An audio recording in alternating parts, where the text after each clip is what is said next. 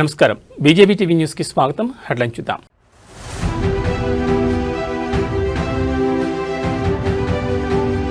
రేవంత్ రెడ్డికి Harish Rao warning. Phone tapping కేసులో SIT విచారణకు వెళ్లే ముందు సంచలన వ్యాఖ్యలు.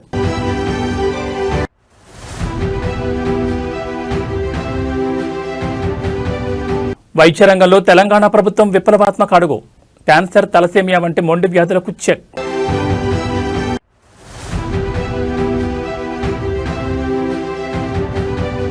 పసిడిని దాటేసిన వెండి, ఒక్కరోజే 12,000 పెరుగుదల.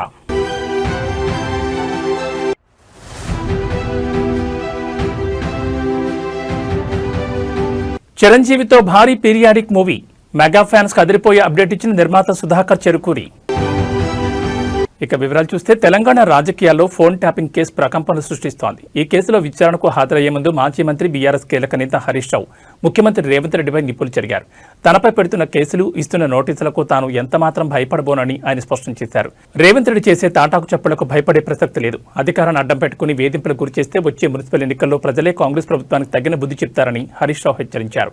తమకు న్యాయ వ్యవస్థపై పూర్తి నమ్మకం ఉందని, అక్రమ కేసులను చట్టపరంగానే ఎదుర్కొంటామని ఆయన ధీమా వ్యక్తం చేశారు. హరీష్ రావుకు మద్దతుగా బీఆర్ఎస్ కార్యకర్తలు భారీగా తరలిరావడంతో తెలంగాణ భవన్ పరిసర ప్రాంతాలు హోరెత్తాయి. పోలీసులు కార్యకర్తలను అడ్డుకోవడంతో స్వల్ప తోపులాట జరిగి ఉద్రిక్తత చోటు చేసుకుంది. ప్రస్తుతం హరీష్ రావు సిట్ అధికారులు ఎదుట విచారణకు హాజరయ్యారు. ఈ విచారణలో సిట్ ఎలాంటి ప్రశ్నలు సంధించబోతోంది, హరీష్ రావు ఎలాంటి సమాధానాలు ఇస్తారనేది ఇప్పుడు రాష్ట్ర వ్యాప్తంగా ఉత్కంఠ రేపుతోంది.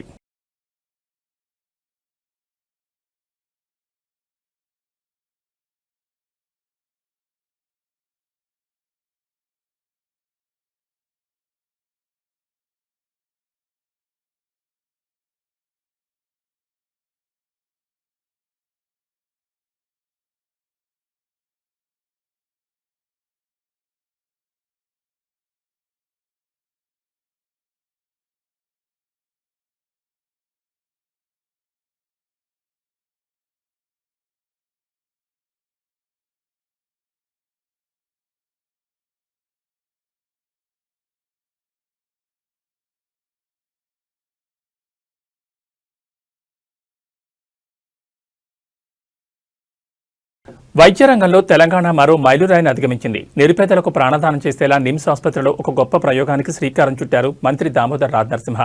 మందులతో నయం కాని మొండి వ్యాధులకు ఇక స్టెమ్ సెల్ థెరపీయే పరిష్కారం. క్యాన్సర్ అయినా, తలసేమియా అయినా దెబ్బతిన్న కణజాలాన్ని పునఃసృష్టి చేసే అద్భుత శక్తి ఈ స్టెమ్ సెల్స్ సొంతం. ఇప్పటి వరకు కేవలం బడా కార్పొరేట్ ఆసుపత్రులకే పరిమితమైన ఈ ఖరీదైన చికిత్సను ఇకపై సామాన్యులకు సైతం అందుబాటులోకి తెస్తోంది ప్రభుత్వం. విత్తనం నుంచి మహావృక్షం ఎలా వస్తుందో ఈ చికిత్సతో రోగులకు కొత్త జీవితం వస్తుందని మంత్రి ఆశాభావం వ్యక్తం చేశారు. అసలు ఈ స్టెమ్ సెల్ ల్యాబ్ ప్రత్యేకతలేంటి, అక్కడ జరిగే పరిశోధనలు రోగులకు ఎలా ఉపయోగపడతాయి అనేది స్పష్టంగా తెలియజేశారు.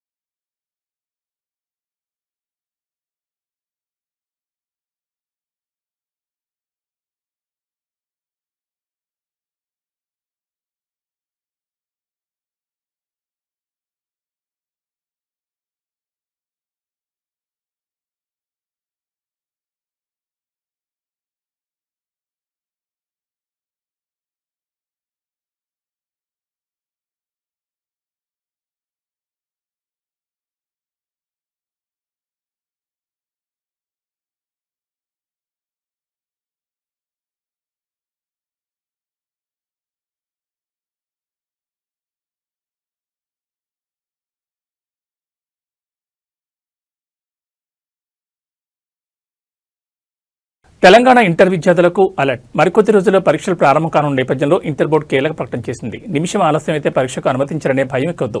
ట్రాఫిక్ ఇబ్బందులు, ఇతర సమస్యలను దృష్టిలో ఉంచుకుని పరీక్షా కేంద్రానికి 5 నిమిషాల వరకు ఆలస్యంగా వచ్చిన విద్యార్థులను అనుమతించాలని బోర్డు నిర్ణయించింది. గత ఏడాది సక్సెస్ అయిన ఈ రూల్ను ఈసారి కూడా కంటిన్యూ చేస్తున్నారు. రాష్ట్ర వ్యాప్తంగా 9 లక్షల మంది విద్యార్థుల భవిష్యత్తు దృష్టిలో ఉంచుకుని తీసుకున్న ఈ నిర్ణయంపై సర్వత్రా హర్షం వ్యక్తమవుతోంది. ఫిబ్రవరి 25 నుంచి థియరీ పరీక్షలు షురూ కానుండగా రేపటి నుంచి ఇంగ్లీష్ ప్రాక్టికల్స్ ప్రారంభం కానున్నాయి. విద్యార్థులు నిబంధనలు సడలింపు ఉన్నప్పటికీ ఆఖరి నిమిషం వరకు ఆగకుండా ప్రశాంతంగా పరీక్షా కేంద్రాలకు చేరుకోవాలని అధికారులు కోరుతున్నారు.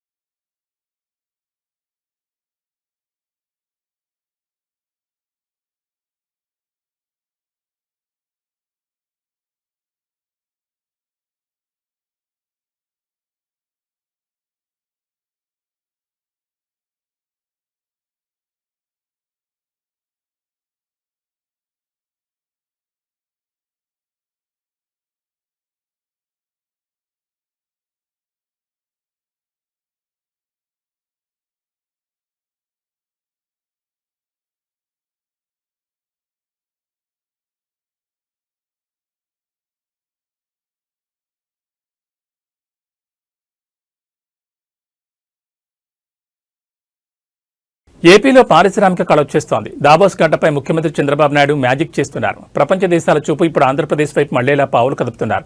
తాజాగా యూఏఈ ఆర్థిక మంత్రి అల్ మారీతో చంద్రబాబు భేటీ అయ్యారు. ఒకరు కాదు, ఇద్దరు కాదు, ఏకంగా 40 యూఏఈ సంస్థలు ఏపీలో ఇన్వెస్ట్ చేసేందుకు రెడీ అయ్యాయి. ఏపీని లాజిస్టిక్స్ గేట్వే ఆఫ్ ఇండియాగా మార్చే లక్ష్యంతో మల్టీ మోడల్ లాజిస్టిక్ పార్క్ ఏర్పాటుపై కీలక చర్చలు జరిగాయి. మరోవైపు ఫుడ్ ప్రాసెసింగ్ రంగంలో కూడా యూఏఈతో చేతులు కలుపుతోంది ఏపీ సర్కార్. పునరుత్పాదక శక్తి నుంచి పోర్ట్ సిటీల అభివృద్ధి వరకు ఏపీ భవిష్యత్తును మార్చే భారీ ఒప్పందాలు త్వరలోనే కార్యరూపం దాల్చబోతున్నాయి.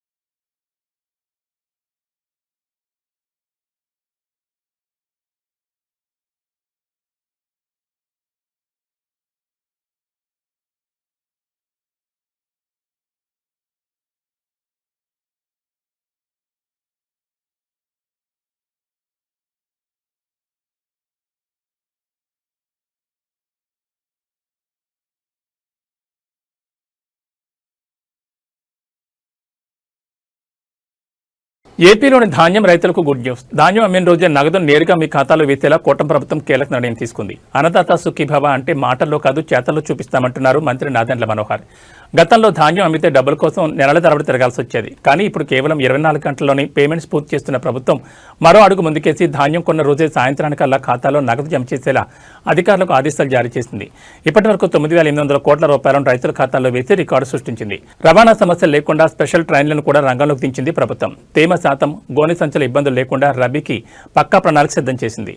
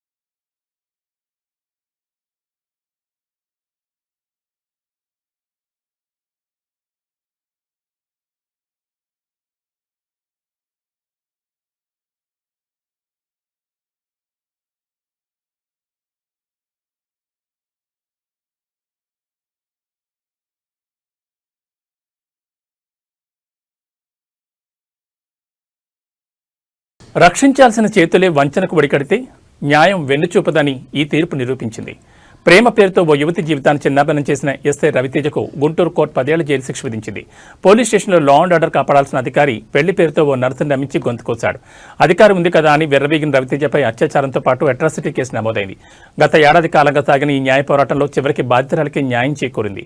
యూనిఫామ్పై నమ్మకాన్ని వమ్ము చేసిన ఏ అధికారైనా చట్టం ముందు సమానమే అని కోర్టు ఈ తీర్పు ద్వారా స్పష్టం చేసింది.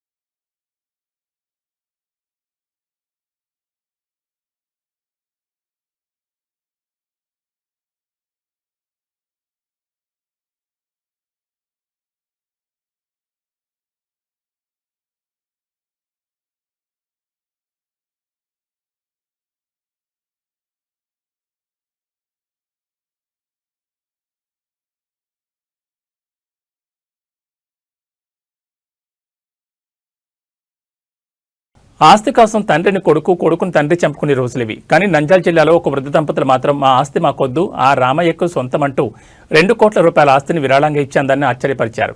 పేపలి మండలం జయదుర్గం గ్రామానికి చెందిన వీరభద్రుడు, వెంకటేశ్వర దంపతులకు సంతానం లేదు. ఉన్న ఆస్తిని ఏం చేయాలో తెలియక తికమక పడలేదు. మనసున్న మనుషులుగా ఆలోచించారు. తమకున్న 2 కోట్ల విలువైన ఆస్తిని మాధవరం రామాలయానికి రాసిచ్చేశారు. వారు చేసిన ఈ పనికి గ్రామం అంతా ఫిదా అయిపోయింది. ఆ దంపతులను దేవుళ్లా భావించి ఊరంతా బోరేగించారు. కోట్లున్న దానం చేయాలంటే గుండె కావాలి. ఆ గుండె ఈ దంపతులకు ఉందని నిరూపించారు.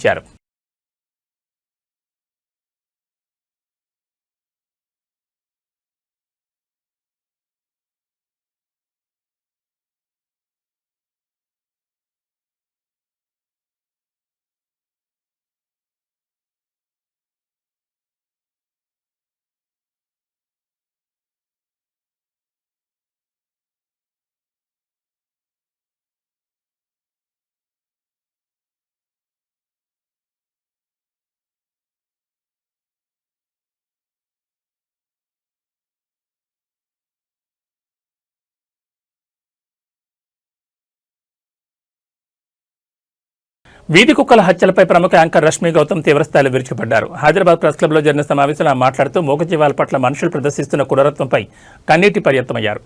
తెలంగాణలోని కొన్ని గ్రామాల్లో వందలాది కుక్కలను విష ఇంజెక్షన్లు ఇచ్చి చంపడంపై ఆమె ఆవేదన వ్యక్తం చేశారు. కుక్కలు కరుస్తున్నాయని వాటిని చంపేయడం పరిష్కారం కాదు, అది అమానుషమని పేర్కొన్నారు. అడ్డుగా ఉన్నాయని మూగజీవాలను చంపేస్తున్నారు. రేపు ముసలివారై అడ్డుగా ఉన్నారని అమ్మానాన్నలు కూడా వదిలించుకుంటారా అంటూ సమాజాన్ని సూటిగా ప్రశ్నించారు. మీడియా తీరుపై విమర్శించారు. మీడియా కేవలం కుక్కలు కలిసిన వార్తల్ని హైలైట్ చేస్తోందని, కానీ వాటిపై జరుగుతున్న హింసను ఎందుకు చూపడం లేదని ప్రశ్నించారు. దుస్తుల వివాదంపై సెటైర్లు వేశారు. మన సంస్కృతి అంటే కేవలం వేసుకునే బట్టలు కాదని, తోటి జీవుల పట్ల చూపించే కరుణే నిజమైన సంస్కృతి అని రష్మి వ్యాఖ్యానించారు.